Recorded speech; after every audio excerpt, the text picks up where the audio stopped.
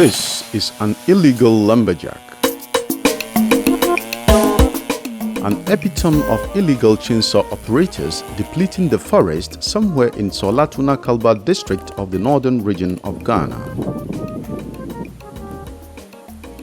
Such wanton destruction of the environment, including charcoal and bush burning, pose significant threat to agricultural production and food security, especially in the already poverty-endemic regions of northern Ghana. In view of this, USAID Agricultural Development and Value Chain Enhancement (ADVANCE) is complementing successive government and non-government actors' efforts at helping salvage the situation. The ADVANCE project started in 2014 and is a 5-year project. It's almost $38 million.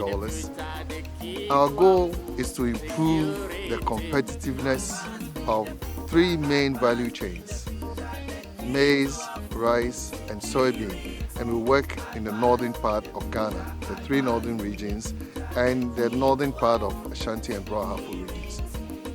What we want to achieve is that by the time the project is over, at least 113,000 smallholder farmers would have improved their yields, their incomes, and generally improved their livelihoods. So we work to achieve 3 core objectives. The first one is to improve their productivity of the smallholder farmers. The second is to improve market linkages to make sure that they're able to sell to high-end markets. And the third is to build local capacity. So that whether you have foreign NGOs or foreign assistance, you would have local capacity to do their own thing even without foreign assistance. In recent years, effects of climate change are having a devastating toll on northern Ghana, and the area is seeing shifting weather patterns that are significantly affecting agricultural production decisions. Negative environmental practices such as the age-old uncontrolled bush burning, tree felling, and other unsustainable harvest of natural resources are a common phenomenon, especially in the 3 northern regions of Ghana, where majority of the USAID Advance project beneficiaries undertake their business activities. I would say that one key challenge is bushfires. You realize that to be able to improve yields, farmers depend on soil for production. And even though you are using chemical fertilizers to be applied to the soil, you need a very good, good soil structure to be able to, improve on utilization of the fertilizer you apply to the soil.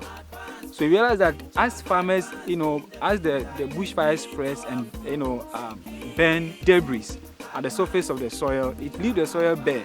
So even when you apply the fertilizer to the soil, you don't even get the maximum benefit you are supposed to get, on your farm. Bushfire has been a rampant issue within our area here, and when it happens, it destroys a lot of vegetation. When the bush burns, when this vegetation is destroyed, it becomes difficult for the wildlife, the animals, to get even food to feed on. Most of the water bodies, especially even the Volta River, takes some sources from the Mole National Park and the fringe communities around. And so when these bushfires happen and it affects the fragile ecosystems like the rivering forest and some of these tributaries that feeds into the river Volta, you see that we will have problem as and when it doesn't rain, then the water level goes. It becomes difficult for the Volta River to generate the kind of energy that we really need for production of electricity in the country. According to the Ghana Red Plus strategy, agricultural expansion causes 50% of the principal drivers of deforestation and forest degradation, and wood harvesting 35%. The way they farm here, they clear the land, kill all the trees, and you see the place bare.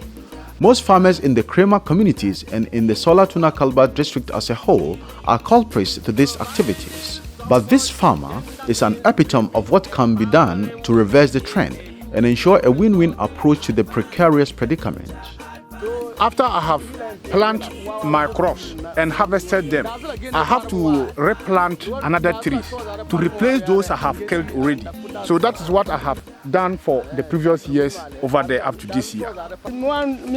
So with the strategy I am using, I advise my colleague farmers to also go by the same procedure. Other than that, there will be a time we will even get rain to produce our crops again. So what we do is we advise them to replant wherever you are moving. So as you can see this area, he started planting about 3 or 4 years back, recovering the vegetation with the trees that we give them, and they are planting.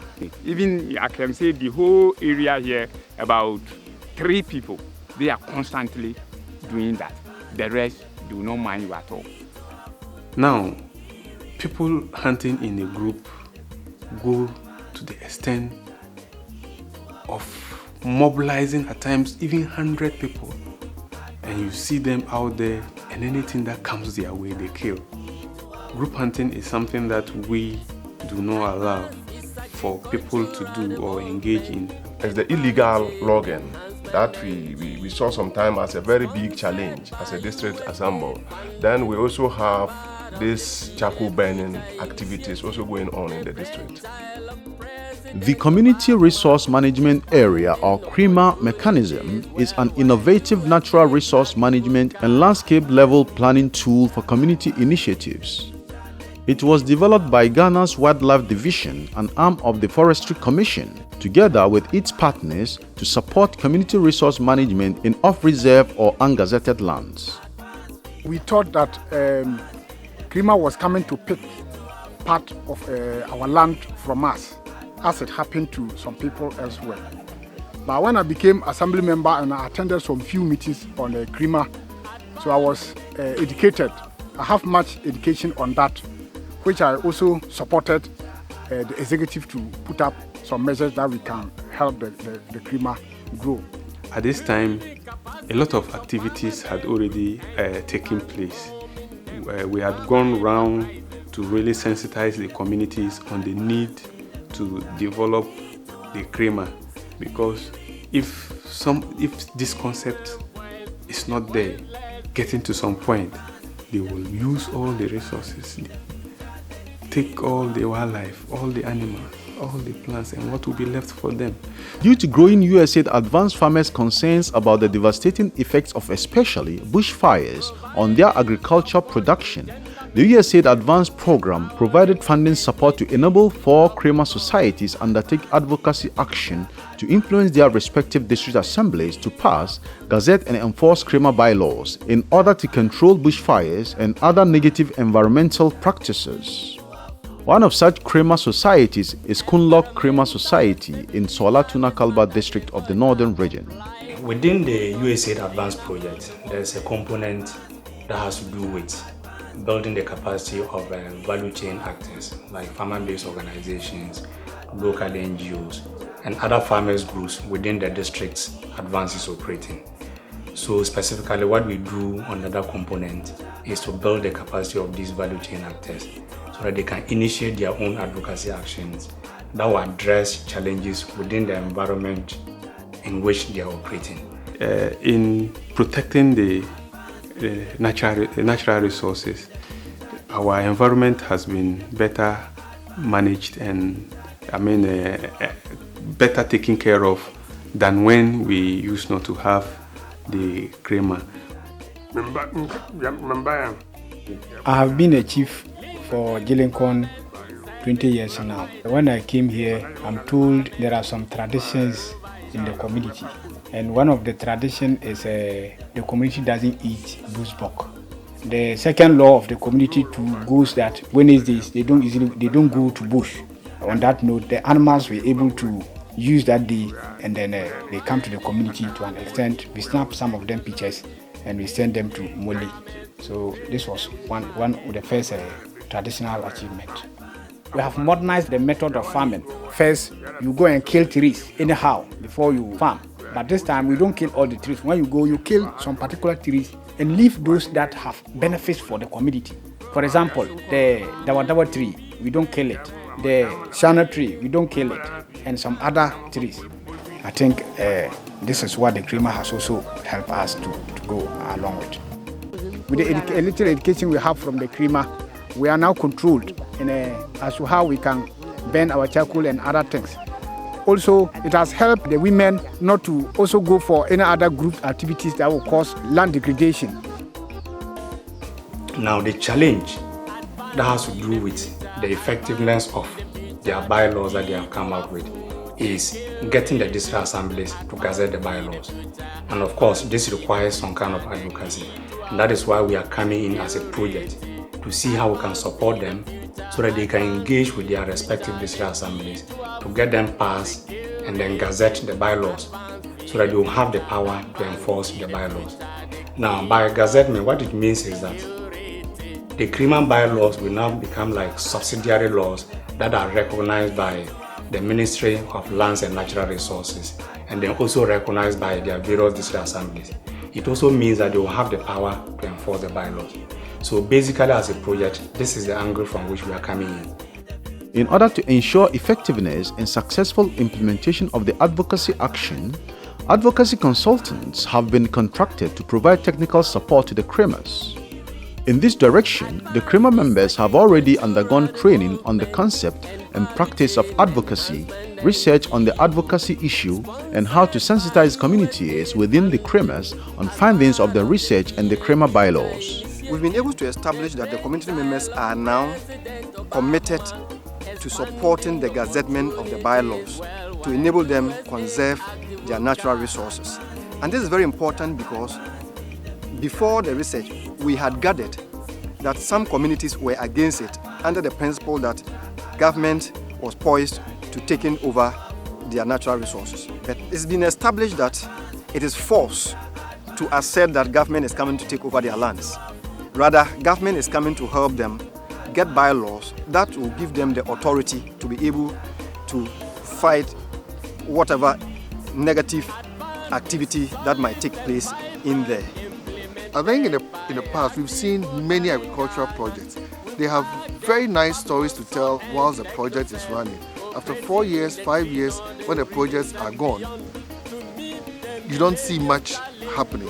We don't want that to happen, right? And that is one of the reasons we are building capacities of local organizations so that they can take up some of these things. So the way forward is to safeguard the achievements that we've made. And to safeguard those achievements, we need to build systems within the communities, to carry this message forward. On the blind side of the law enforcement agencies, who due to lack of both capital and human resources cannot be in all communities at all times, illegal logging, indiscriminate bush and charcoal burning, among other wanton destruction of the environment, continue to have devastating effect on agricultural production and livelihoods of the people. With the support of USAIDADVANCE, the Kunlo CREMA Society of the Sawla-Tuna Kalba district under the Wildlife Division of the Forestry Commission and all other stakeholders are well educated, equipped and ready to help reverse this trend.